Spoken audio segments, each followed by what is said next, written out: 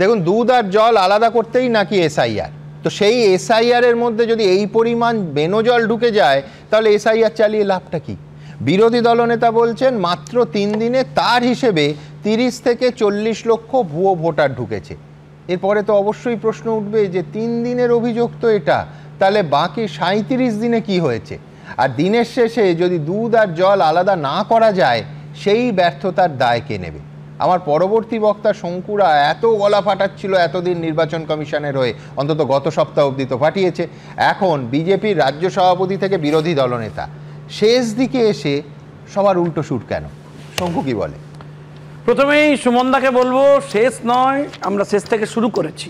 কারণ এখনই শেষ হচ্ছে আপনি ভাববেন না, যবনিকা শরীর পতন হচ্ছে, এ তো সবে একের পর এক খুলছে।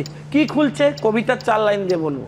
থাকিলে ডোবাখানা হবে কো চুরিপানা, বাঘে হরিণে খানা একসাথে খাবে না, আর মরিলেও তৃণমূল কংগ্রেসের চুরির স্বভাব যাবে না।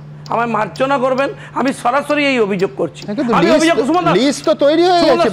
কি তৈরি হয়ে গেছে? আবার ক্যান্সেল হবে? কেন হবে না?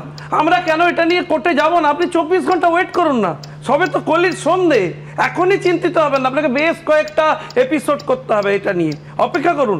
আপনি কি ভেবেছেন আমরা ছেড়ে দেবো? আমরা মেনে নেব? আরে কে নির্বাচন কমিশন? জাহাঙ্গীর খান। যেখানে নির্বাচনী প্রক্রিয়া চলছে সেখানে ওর কি লোকাল স্ট্যান্ডাই? ওখানে বসেছিল, অডিও টেপ শুনুন, এস্টাবলিশড হয়ে যাবে। এনকোয়ারি করুন। ওই যে যিনি বলছিলেন তদন্ত করা দরকার, অডিও নাকি অ্যাডমিসেবল নয় কোর্টে, ওটাকে বেশ ধরে তদন্ত প্রক্রিয়া শুরু হবে, এফআইআর হবে। ভাই আমার একটা কথা শুনুন, তোমার বড় নেতারা যেটা এতদিন বলছিলেন যে হ্যাঁ কথায় কথায় রাষ্ট্রপতি শাসন রাষ্ট্রপতি শাসন, তাহলে কি এই কোর্ট ধরে রাষ্ট্রপতি শাসনের দিকে তোমরা এগোচ্ছ? স্যার আমার একটা কথা শুনে নিন খুব স্পষ্টভাবে, নির্বাচনী প্রক্রিয়া আপনাকে ফ্রি অ্যান্ড ফেয়ার করতে হলে এই সমস্ত প্রোডাক্টকে বাইরে রেখে আপনি করতে পারবেন না। এরা এক একটি প্লেয়ার। এরাই হচ্ছে কোন ডিএমকে ফোন করে বলেছে যে একটা মৃত ব্যক্তির নাম যদি ওঠে তাহলে আপনাকে এখানে ডিএমগিরি করতে হবে না। আচ্ছা ওর কি দোষ? রাজ্যের মুখ্যমন্ত্রী ওপেন মিটিংয়ে বলছেন নাম কাটা গেলে বিডিওদের বিরুদ্ধে ব্যবস্থা হবে, চাকরি করতে হবে আমার আন্ডারে। আপনি ভাবুন, জাহাঙ্গীর কি? ও তো উপলক্ষ মাত্র, লক্ষ্য তো সেনাপতি।